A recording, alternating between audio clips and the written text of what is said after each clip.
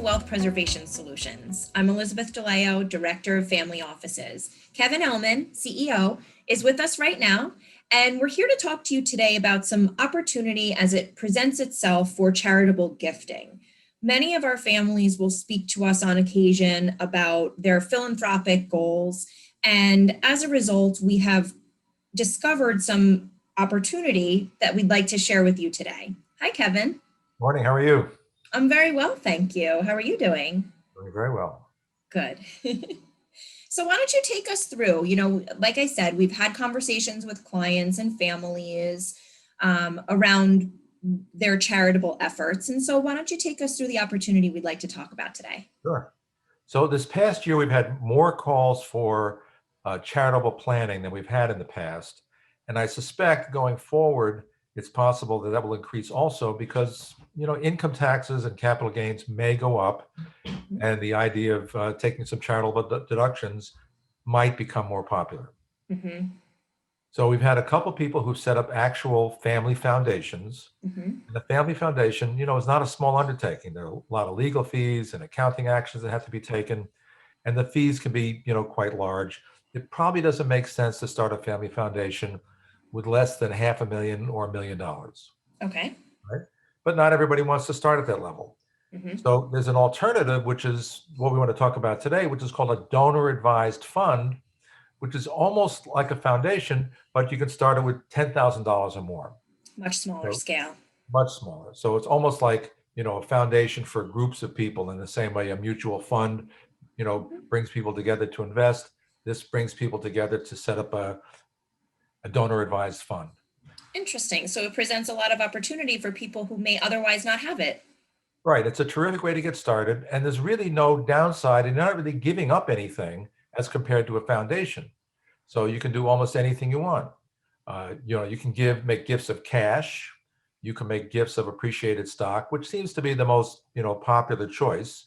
Mm-hmm. We had somebody recently who gave some shares of Amazon. Mm-hmm. And when you give the shares of Amazon to the foundation, and then maybe the foundation is going to sell it in order to make gifts or to rebalance in a more diversified portfolio, the foundation or the donor advised fund doesn't pay any taxes.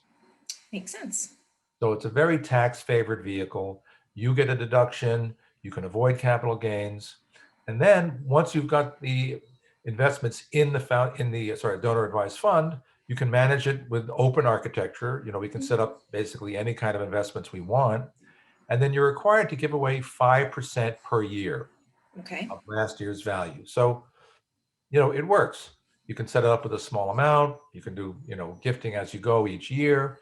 And then every year you select which charities you want to give the money to. Makes sense. And it seems like it's presenting an opportunity to combine philanthropy with flexibility. And who doesn't like that? Well, and plus tax benefits. Right. So, we call it giving while living. I like that. It's catchy. And it's as compared to just leaving money in your will. So Right. Lots of people do that. They make bequests in their will. Mm-hmm. But we think this might be better because you can at least see people benefiting from your gifts today. And in that sense, I think it's probably more rewarding. You experience the benefit. You Right. have the satisfaction of helping a charity. Right, And you're more involved. Exactly. And the significant tax benefits. Okay. So what's the first step if I want to get started in doing this today? Well, the first step is, raise your hand and say, yes, I'd like some more information. So we can send some information. You can learn how it works. But it's pretty simple. Basically, it's not any more complicated than setting up any kind of investment account or mutual fund. It's name, rank, and serial number. And we open the account. We talk about an investment strategy. And, it takes away we go. A few days to set it up and you're done.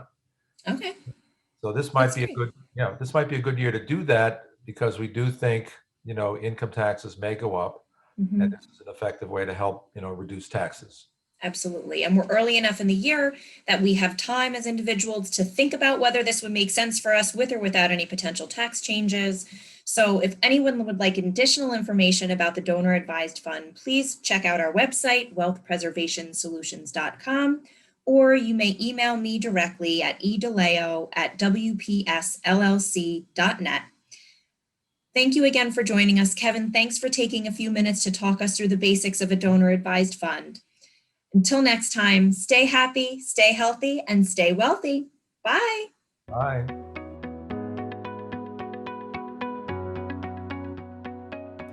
For your free copy of Kevin's book, The 7 Biggest Money Mistakes People Make and How to Avoid Them, just text WEALTH to 88799.